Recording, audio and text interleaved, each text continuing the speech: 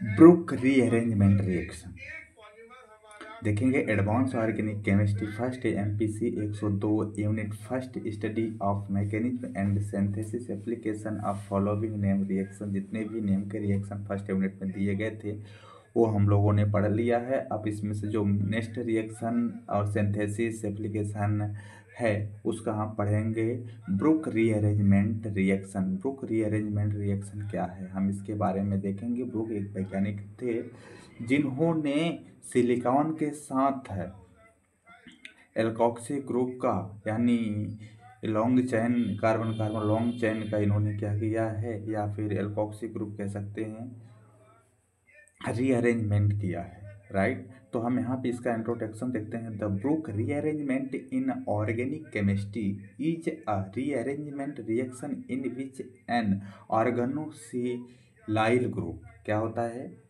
Which an organosilyl group switch position with a hydroxyl proton over a carbon to oxygen covalent bond under the influence of base.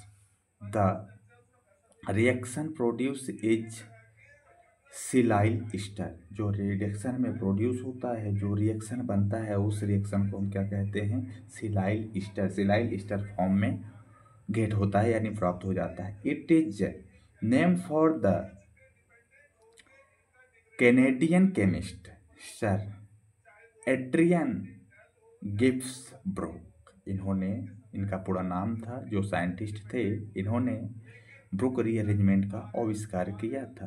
General reaction हम यहाँ पे देखते हैं R3 यहाँ पे silicon यानी कहने का मतलब कि R जहाँ पे सिलिकॉन है ना सिलिकॉन पे R3 यानी 3 इराइल group 1 2 R3 that means R1 R2 R3 यहाँ पे 3 ग्रुप जोड़ा जाता था। राइट, तो यहाँ पे इन्होंने 3 ग्रुप जोड़ा जिसका क्या हुआ सिलिकॉन बॉन्ड जो यहाँ पे है इसमें एन यानी जो है 1 2 3 number of carbon atom OH base के साथ जब रिएक्शन होता है तो इसको हम सिर्फ हाइड्रोक्सिल ग्रुप के साथ रिप्लेस कर देते हैं। तो यहाँ पे सिर्फ क्या बनता है सिलिकॉन को रिप्लेस करते हैं और सिलिकॉन कहाँ चला जाता है इधर अटैच हो जाता है। इसको हम रिप्लेस करते हैं ये इधर चला जाता है और सिर्फ यहाँ पे हाइड्रोजन बचता है। तो यहाँ SiR3 यहाँ पे जो ईस्टर बना है सिलाइल ईस्टर तो इसे हम क्या बोलते हैं ब्रुक रीअरेंजमेंट रिएक्शन। यानी इन्होंने उस कंपाउंड में से इन द बेस के साथ रिएक्ट हुआ प्रेजेंस में तो सिर्फ एटम को रीअरेंजमेंट कर दिया गया। जैसे R3Si को रिप्लेस कर दिया किधर इधर और जो ये हाइड्रोजन है हाइड्रोजन को कर दिया इन्होंने इधर। सिर्फ क्या करते हैं रिप्लेस कर दिया। सिर्फ यहाँ पे समझिएगा देखिए अच्छे से मैं यहाँ पे समझाने की कोशिश कर रहा हूँ कि जो इतने ग्रुप है ठीक है इस ग्रुप को इन्होंने रिप्लेस कर दिया किधर O के साथ बॉन्ड जैसे O के साथ लगाएंगे यहाँ पे इसे रिप्लेस कर दिया गया और जो ये हाइड्रोजन है हाइड्रोजन को रिप्लेस कर दिया इसके पास। देखिए यहाँ पे रिप्लेस हो गया एक्सचेंज यानी रिप्लेस हो गया। बेस क्या है NaH NaOH Et2NH ये क्या है बेस है लाइक है बेस ले सकते हैं कोई भी बेस। अब यहाँ पे देखते हैं रिएक्शन मैकेनिज्म कैसे reaction mechanism the reaction mechanism for this rearrangement start with proton abstraction of the hydroxyl group by base to the alkoxide anion. Right? This nucleophilic attack the silicon atom.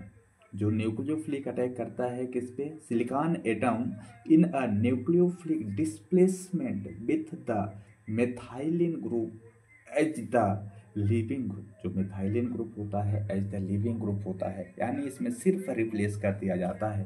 The proposed transition stage for this reaction step is a 3-membered ring with the degree of silicon bond O making n step with the silicon bond carbon breaking process.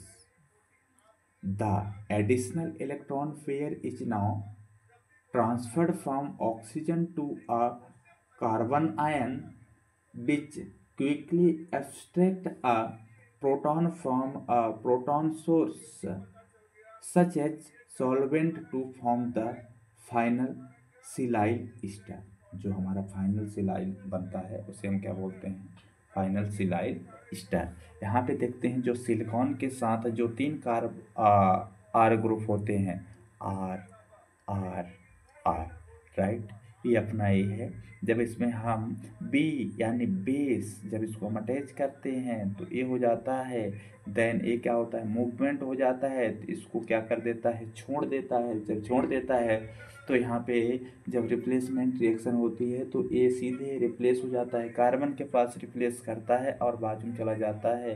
तो यहाँ से ये क्या हो जाएंगे? Replace हो जाएंगे। जब रिप्लेस हो जाएंगे तो इसको सिर्फ चेंज कर देता है, तो ये हमारा क्या बन गया? और बेस अलग हो जाता है। इसे बोलते हैं सिलाइल ईस्टर। क्या बोलते हैं? सिलाइल ईस्टर बोलते हैं। वो रिएक्शन की मैकेनिज्म है। अब देखते हैं कि इधर क्या है।